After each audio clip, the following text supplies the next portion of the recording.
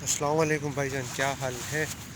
तो ये है सेकंड ब्लॉग, इंशाल्लाह पहला भी अपलोड हो गया होगा।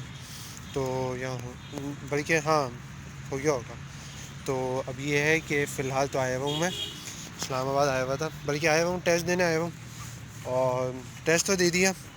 अब तो ये है कि फ़िलहाल बस चल रहे हैं, और कहाँ जा रहे हैं वो इंशाल्लाह देखते हैं। इरादा ये है कि एक्चुअली हुआ ये कि जो है ना, कुछ सामान मैं भूल गया अपना टर्मिनल में, बस टर्मिनल में भूल गया।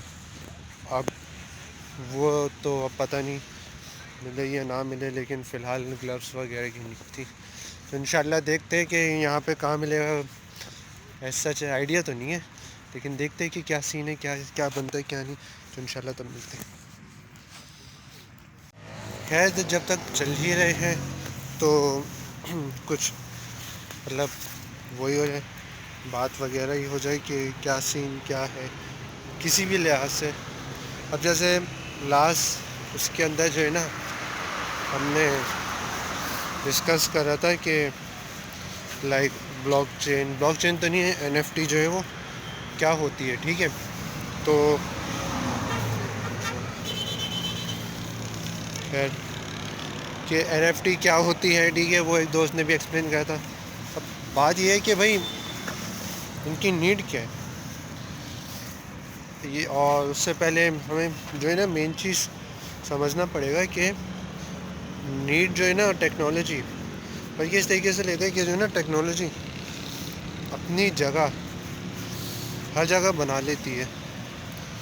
अगर लाइक देखें कि भाई ब्लॉकचेन ये वेट नहीं करेगी कि मुझे अपना जो ग्रिप है वो फर्स्ट वर्ल्ड कंट्री के अंदर बनाना है या थर्ड वर्ल्ड कंट्री के अंदर नहीं बनाना, या मतलब अपनी प्रेफरेंसेस डिफाइन करनी है, ऐसा नहीं है। भाई बिजली आपके घर में हो या ना हो, लेकिन टेक्नोलॉजी पहुंच जाती है।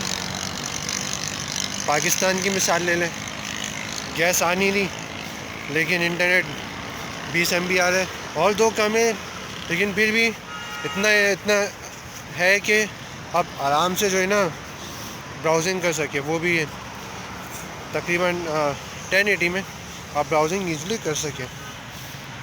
तो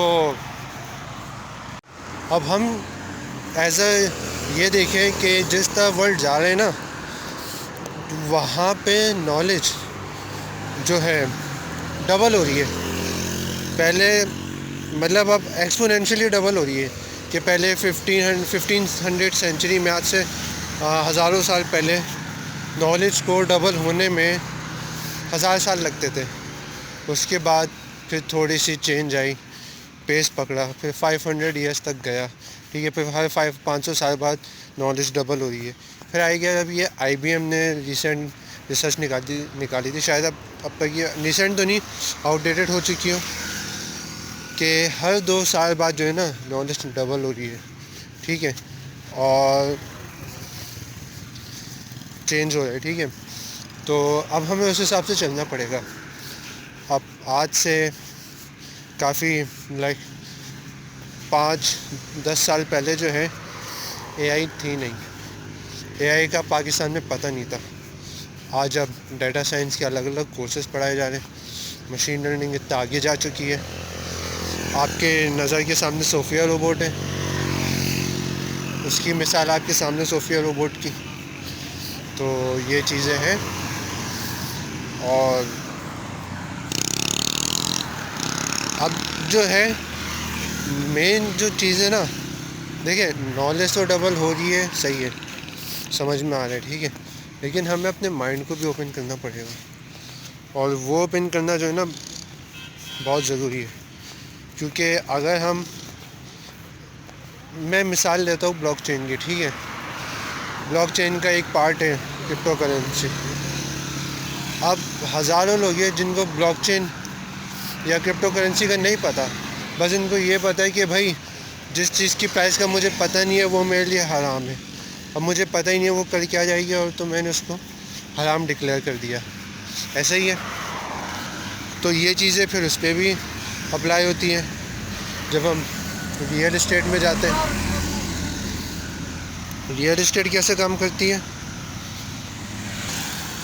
जो रियल इस्टेट है उसके अंदर जब डिमांड बढ़ती है तो उनकी प्राइस बढ़ी होती है। अब देखा जाए तो अनसर्टेन है ना फ्यूचर में कि भाई क्या प्राइस होगी क्या नहीं है, तो क्या मैं उसको हराम डिक्लेयर कर दूँ? ऐसा तो हो ही नहीं सकता, और कोई करेगा भी नहीं। भले इसके अंदर हराम काम करते लोग, धोखा देते हैं, जाली प्लॉट्स देते हैं, सही ये जाली तो नहीं, वो क्या कहते हैं उसको, कब्ज़े वाले, और फिर लोगों को ये दिखाते हैं, बटरिंग बहुत करते हैं और बेच देते हैं। हराम करें, सही है, लेकिन लॉ के हिसाब से देखें तो एक लॉ चल रहा है सप्लाई एंड डिमांड का, कि भाई जब डिमांड बढ़ेगी तो जाहिर सी बात है सप्लाई भी बढ़ेगी, प्राइस बढ़ेगा।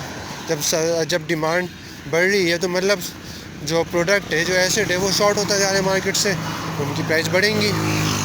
और वही सीन जो है क्रिप्टो करेंसी के अंदर आता है कि बिटकॉइन एक एसेट है, एक डिजिटल एसेट है, करेंसी नहीं है। जितना अब तक मुझे समझ में है वो एक करेंसी नहीं है, एसेट है। मतलब जैसे चावल की बोरी है ना, वो एसेट है, ठीक है, गंदम की बोरी है, वो एक एसेट है, लेकिन डिजिटल है। अब डिजिटल चावल की बोरी है, अब उसकी जब डिमांड बढ़ेगी तो एसेट जो है वो तो शॉर्ट होगा ही होगा, ऐसी बात है ना।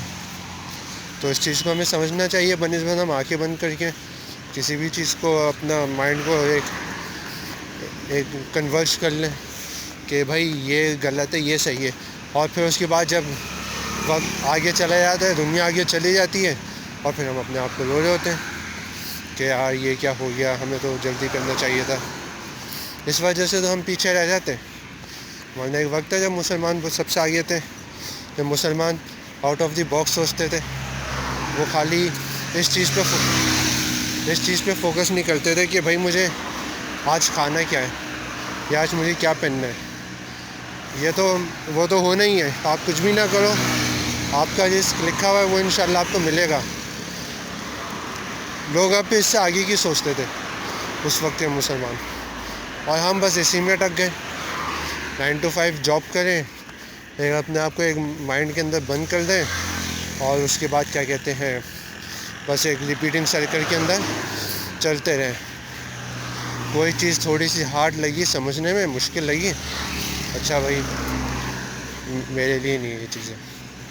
जब हम ऐसे हार मान लेंगे भाई, तो फिर काम कौन करेगा ये चीज़ें ना समझने की। तो ये है कि हम लोगों को समझना चाहिए ये चीज़ों के हर आने वाली नई टेक्नोलॉजी में। अब तो क्रिप्टो करेंसी से आगे एक अलग दुनिया जा रही है, मेटावर्स, डेफाई प्रोजेक्ट्स, NFTs आ गया, और भी पता नहीं क्या क्या चीज़ें आ जाए। हम लोग कागज़ के नोटों पे खेल होंगे, और जिस दिन बल्कि नहीं, फिर उसके बाद क्या होगा, कागज़ के नोटों पे पूरी दुनिया डिजिटल जा रही है, बाहर मुल्क जाएंगे तो फिर हमें परेशानी होगी, और हमें यूज़ करना नहीं आता। बड़े क्यों होते हैं हमारे, उनको टेक्नोलॉजी यूज़ ही करना नहीं आती, वो अभी तक कतर आते हैं। अगर हम अपने आप को रो लेंगे तो दुनिया तो इससे ज़्यादा और कॉम्प्लेक्स होने वाली है, फिर हम फिर कतर रहेंगे, फिर रोएंगे। ये चीज़ है। खैर अब देखते हैं कि आगे कहाँ तक जा रहे हैं। अभी तो फ़िलहाल चलते जा रहा हूँ, पता नहीं कहाँ तक रास्ता जाएगा। फिर इंशाल्लाह कहीं पे मिलते हैं तो स्टार्ट करते हैं वहाँ से।